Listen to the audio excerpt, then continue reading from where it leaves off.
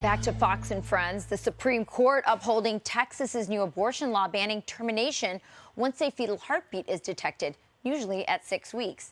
And one Newsweek contributor finding issue with the decision, claiming it could lead to more children with disabilities, tweeting, "You can't screen for Down syndrome before about 10 weeks, and something like 80% of Down syndrome fetuses are aborted.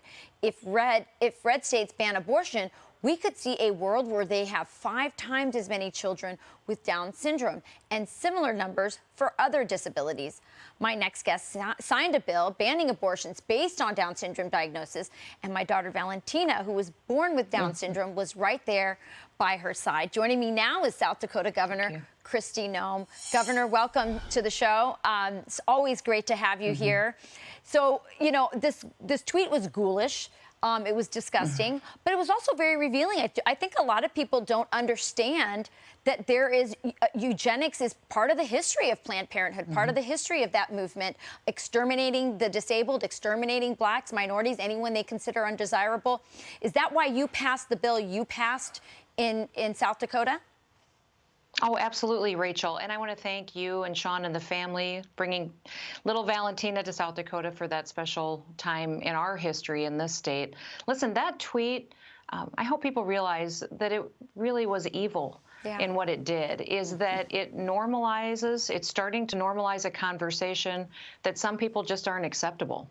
And we've seen that throughout history where people have started discussions and started to eliminate whole groups of people, and we need to make sure that we stand against that. There are some countries in Europe that have really eliminated Down syndrome individuals and babies. And so that's why South Dakota wanted to take a stand against eugenics. Every single life is precious. Every single person has value. That tweet, what it did is it insinuated that some people don't and that they can be exterminated.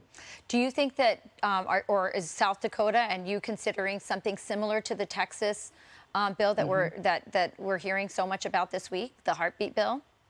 We absolutely are. I don't know if you know this, Rachel, but when I became governor, I was the first governor in the country to put a person in my governor's office whose full-time job was to be an unborn child advocate, which meant they spent every day looking for legislation, statute, and also case law and litigation that we could bring forward to protect life, and that person would be dedicated to doing that. And so, yes, that individual has already been tasked with looking at this Texas bill, if we could pass it in South Dakota and make sure that it was going to be upheld in court. We have other pieces of legislation that we're constantly bringing. Just this last session, we brought 6 and passed them into law that were pro-life pieces of legislation. So I really desire that South Dakota will be an example as well for how we defend each and every individual, believing that they're all special. Yeah, well, that's beautiful.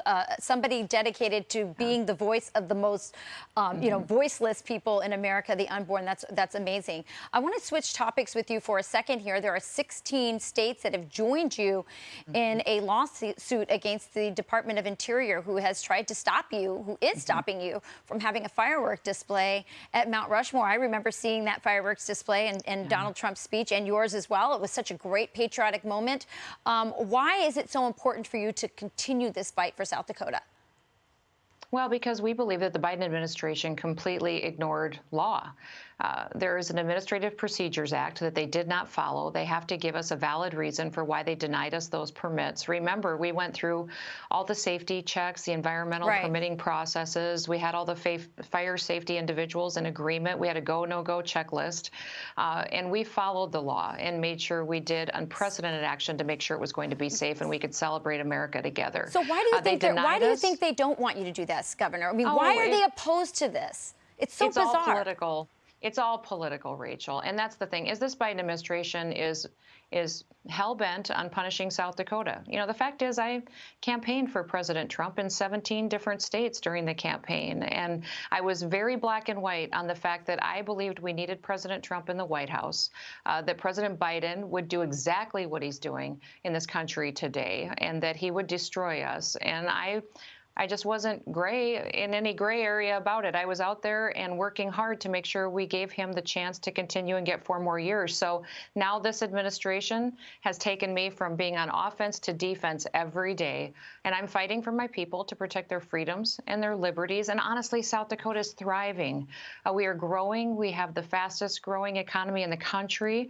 We have one of the lowest unemployment rates, and people here are happy. Yeah. Well, you're not just fighting for South Dakota. I think America needs these patriotic moments and this sort of 1776 spirit, which obviously South Dakota does such a great job of with Mount Rushmore and those fireworks. So again, Governor, I know you're so busy. I really appreciate you coming on a Saturday morning for us.